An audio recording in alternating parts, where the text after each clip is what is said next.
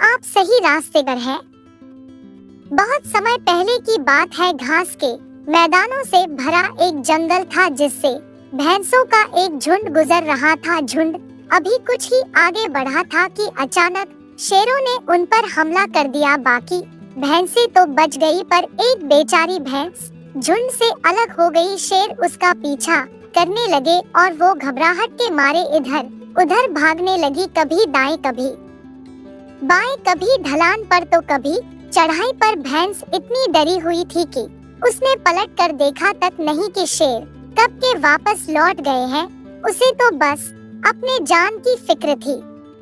काफी देर तक भागने के बाद जब वो रुकी तब उसे एहसास हुआ कि वह जंगल से बाहर निकल एक गांव में आ चुकी है। अगले दिन जंगली कुत्तों का झुंड घास के बीच मिल रही उस भैंस की गंध का पीछा करते करते उसी रास्ते पर चल पड़ा। अगले दिन भेड़ें भी घास के बीच बने रास्ते को देखकर उसी पर चल पड़ी। ऐसे करते करते बहुत से जानवर उसी रास्ते पर चलने लगे और एक दिन जब जंगल में शिकार कर रहे नवयुवकों ने वो रास्ता देखा तो वो भी उसी पर चल पड़े और गांव पहुंचकर बहुत खुश हुए कि उन्होंने जंगल से निकलने का एक सरल रास्ता खोज लिया है।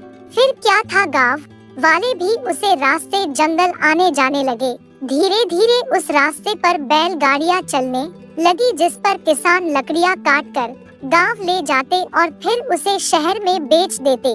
भैंस द्वारा बनाया गया वो रास्ता आज उस इलाके का मुख्य मार्ग बन चुका था और बेहद बेढंगी, ऊंचा नीचा और कठिन होने के बावजूद सब उसी रास्ते पर खुशी खुशी चल रहे थे।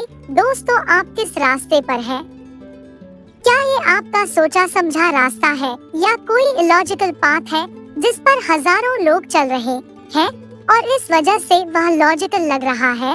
मत स्वीकार करिए उस रास्ते को जो आपने सिर्फ इसलिए चुना है क्योंकि सब उसे ही चुनते हैं।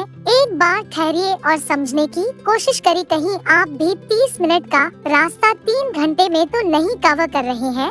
पूछिए खुद से, क्या आप सही रास्ते पर हैं?